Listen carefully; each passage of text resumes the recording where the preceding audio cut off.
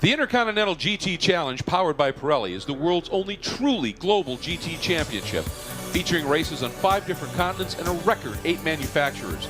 And today, at a beautifully verdant Monterey Peninsula, the second round of this series unfolds.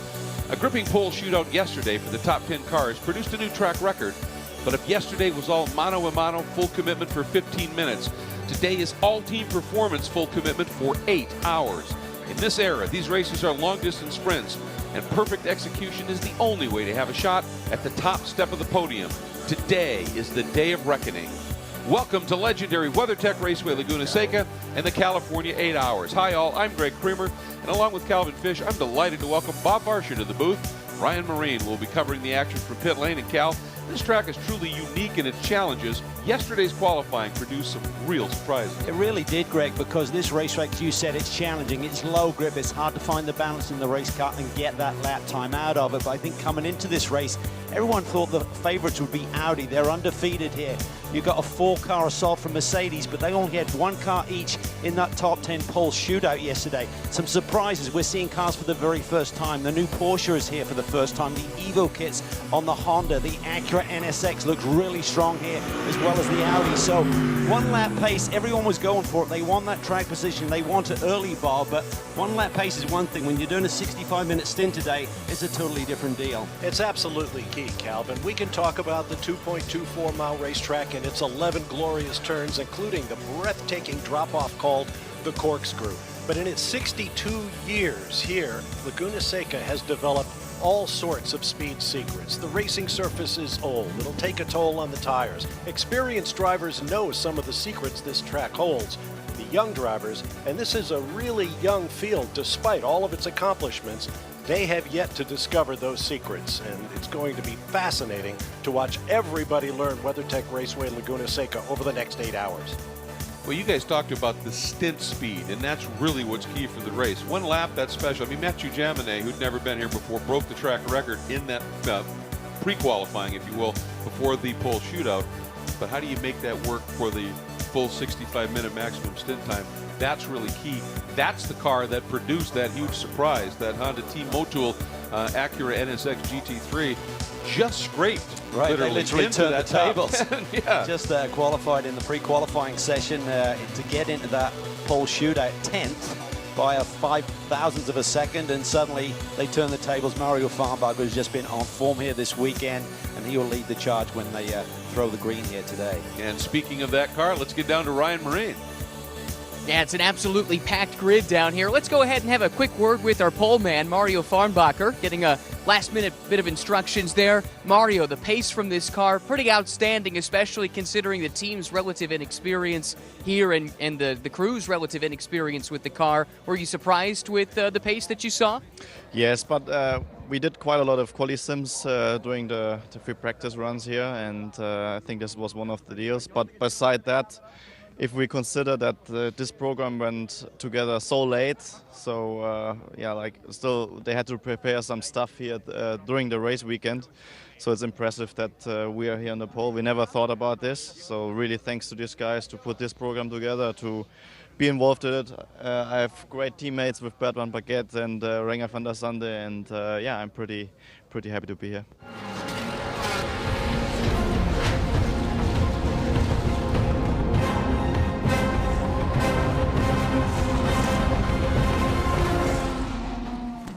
And as we now go to the front of the grid and take a look at the starting lineup there, Mario Farnbacher and that Honda Team Motul Acura NSX GT3 alongside the starting driver Alex Buncombe for KC Motorsports Group in the Nissan. That is one of the newer Nissans. And then there's Christopher Haase starting third after being on pole the last couple of years here for Audi Sport Team WRT. And for Hub Auto Corsa, the lone Ferrari, as you mentioned, Bob, Miguel Molina. A lot of success in Ferraris here, Cal, in the U.S. Yeah, they're going to be very strong here today. Bit of a surprise with that Taiwanese-based team. But then you get to the Porsche, the first Porsche in the field, Dirk Werner. A lot of experience here. Look for Wright Motorsports and Park Place Motorsports representing Porsche here today to be very strong in the race. You see the Wackenhorst BMW, top of the BMW qualifiers. We go back to the next row, and Martin Tomczyk who's extremely experienced, of course, in BMWs for Team Schnitzer, and Mathieu Jaminet in that Park Place Motorsports Porsche, who held the track record here briefly. Tomczak's undefeated here. One race, one victory back in 2017 with Team RLL. Batting 1,000. There's Oliver Jarvis, Ollie Jarvis for KCMG in the Hong Kong-based teams Nissan and Maxi Book for the Mercedes team Group M entry. Beautiful bright yellow machine. Mauro Engel here in the 888. That is another of the Group M Mercedes. And alongside Gary Paffett in the Mercedes Team AMG for Straka Racing. Talk a little bit more about Gary Paffett. What a remarkable driver he has been for so long. Then Christopher Mies up next, Cal. Yeah, I think that was the big surprise. They gambled a little bit by only utilizing 2 sets of tires in that 3-segment qualifying session and just missed out. So look for them to come back strong in the race as well. And we take a look here at the entry from Straka Racing, the 43, Christina Nielsen. Then our lone GTC, or GT Cup category car, ARC Bratislava, the team running the Lamborghini Super Trofeo entry. And then our GT4 field and Chad McCumbee starting in the pole-sitting PF Racing Mustang. There is the 107 Bentley in the hands of Jordan Pepper from M Sport, waiting to join this field. Once the entire field comes by, lights out on the safety vehicle.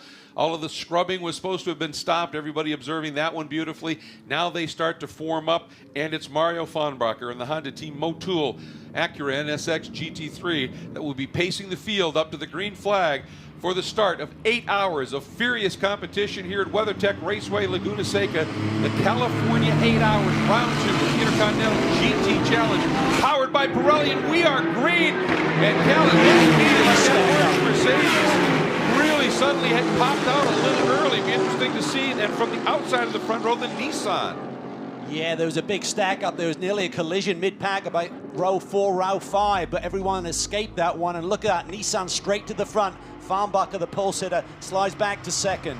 Yeah, Buncombe just went right around the outside into the Andretti hairpin as we hop on board with the number 44 Mercedes in the hands of Gary Paffett. Look at everyone jockeying for positions. These Pirelli P0s not up to pressure yet, not giving the drivers the grip they'll be looking for. That turn 5 as they start to climb. Young Racing Sport Power on the left, a place for good information. And if it's highlighted in white, that is the 8-hour cars. If it's highlighted in red, it's the GT Cup car. And if it's in black, it's one of our GT4 competitors. And of course, look at Luma rank. You see the numbers on that upper right of the windshield. That tells you where they're running in the overall order as we're on board. Dirk Werner as he hustles down through that corkscrew into Rainy Curve. Yeah, chasing that fellow Porsche up in front of him. Dirk, yeah, exactly. So in that stack-up, apparently Mathieu Jaminet was able to make a huge lead, Cal. Yeah, it was really close there, and dodge a big bullet, because if you get a big incident on row 3 or 4, there's a lot of cars behind you to survive. But they did so, and everyone now settling in. Probably about lap 3, I would suggest that these tire pressures are getting into their correct operating window and giving the drivers the grip that they'll be looking for. Big start there for that yellow Mercedes, 999. Maxi Book behind the wheel. He was super aggressive there down into the turn 2 and ready hairpin. I wonder if when that stack-up happened, he had to take a little avoiding action, and that may have actually given him that little bit of an advantage. Well, let's take another look at that, Cal, as they come underneath the flag. I think that stack-up had already sort of presented, hadn't it? Yeah, I think Jaminet had got stacked up. He lost some momentum, and then he goes back on the attack around the outside there. Kind of mid-pack. You'll see that black Porsche. A great start by Buncombe. Fahnbacher could do nothing. It was an all-Japanese front row, and the Nissan came out on top. Ooh, did you see that? There was a little bit of contact there, yeah. Is that off Jaminet's Porsche? Possibly. You can see them in very close proximity, Jaminet and Dirk Werner. Huge battle here for the 3rd spot. The number 34 Wackenhorst multicolored BMW in the hands of Mikkel Jensen, feeling huge pressure from Miguel Molina, the number 27 Hub Auto Corsa Ferrari. Right behind him, that bright yellow 999 Group M Mercedes of Maxi Book, who had a huge jump at the start. And joining that fray now is the number 10 Team WRT out at Christopher Haas as we go back and take a look at this fabulous battle. Pretty aggressive there in defending. He's allowed to do that. You got to be proactive, though. You can't be reacting to a driver making a move from behind. So Molina's in a difficult situation. He's got Buch, who's on the charge. Obviously, Mercedes will not be happy qualifying right down at the bottom end of that top 10 pole shootout. But he's made some early moves and starting to put the pressure on Miguel Molina. They clear some of the GT4 traffic heading into turn 11. Molina looks to the inside. That's tight. Ooh. Almost a touch. Jensen just opened up his hands there and gave him that inside line, and now it's a drag race off of turn 11. This will tell you about engine BOP, won't it? And again, Molina able to get that job done. Very aggressive move. Ooh, off into the dust just a little bit for Jensen. I don't know if he was looking to try and get back around Molina or just make sure that Buch did not come just steaming up the inside. Yeah, that BMW struggling for pace. It looks like he's struggling for traction coming off the Andretti hairpin. Look at the gap that Molina established there. Now Buch gets the inside line. Can't quite get enough alongside. Watch Hasser. He's going to get the momentum here and have a run on the Mercedes. Maxi is going to give him that line because it's the outside. But boy, that was a huge run. As you said, Haase can keep it planted here around the outside. You can go too wide through that corner, but I don't think you can through the next one. Yeah, and all credit there to Buch. He could have literally run him off the road, but he gave Hasse that outside line. It's too early in this 8-hour event to get too aggressive. Now we see Molina looking, he's probing, he's down to the inside. Farnbacher's not going to give it to him, but that compromises Farnbacher off. He's wide, he's in the dust, he loses grip, and that allows Molina to grab that second position in the Ferrari. Great move by Molina, just trying to get the note, just unsettle things just a little bit, and it worked. And that just shows the low grip nature of this race surface. I mean, Mario is just probably about 2 feet offline there, and immediately got that dusty, kind of sandy silt on the outside of the racing line. He will struggle through it. Here's another look at it. Molina looks to the inside. Mario just tries to close the door and just gets ever so slightly wide there on the exit. Just has to give it up. You can see all that dust and debris flying up once he got out there. And that's been one of the historic things about this track is the dry lagoon, as you put it, Bob, and all this sand that sits on the trackside, especially if it gets windy. Just blow onto the track itself. And I credit Farnbacher there too. I mean, yes, he got wide. He knew he was in trouble. He had to give up the corner, and he did. He did nothing outrageous to try to keep the Ferrari behind him. That's good racing. Battle for ninth unfolding here, but Cal, there's been that bit of a shakeup as a result. Tomczyk still fending off a Porsche, but now it's Dirk Werner. Jaminet was able to get through, but you pointed out, so did the Mercedes of Paffett. Yeah, Paffett made his way through as well, so Tomczyk has lost a couple of positions. Here's a look at the replay here. Coming off turn 11, Tomczyk really struggling for grip, struggling for traction. So Jaminet gets inside him. And then Gary Paffett must be making a move here as well. He's somewhere in the background here of Dirk Werner that we're on board with. Tomczyk doesn't want to give it up. Oh, there's a touch. Argy-bargy coming off the Andretti hairpin. Now watch for Let's Paffett. watch for Paffett. There he is. Fills the hole. He touches Tomczyk. There was no opening there, and he created one. Oh, and again, Werner inside Tomczyk. How tight do you like it? That was awesome. That is Intercontinental Challenge, GT Challenge, powered by Pirelli Racing, folks. The 911 is in. Jaminet been giving that a very furious ride. Team will probably take a look at that front end and see how badly damaged the splitter section is. Certainly saw one of those dive planes go missing. The team there got the servicing done very effectively and then just had to wait. Got to basically keep the car there, don't release him too early.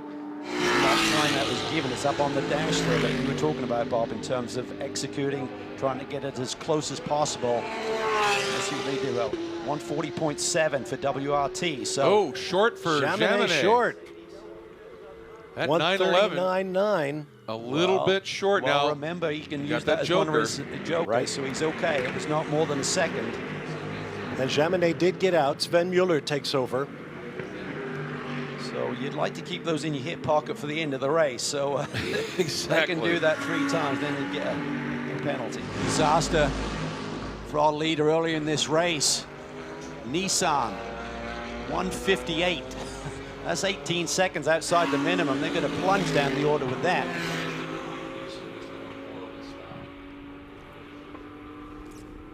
9:12 in. Not a great one for Maxi Buick, who has turned the Mercedes over to Maxi Getz. Keep in mind, those guys are second in the championship right now, and they were over 10 seconds long on their stop. Yeah, everyone was executing to perfection, it looked like, within a few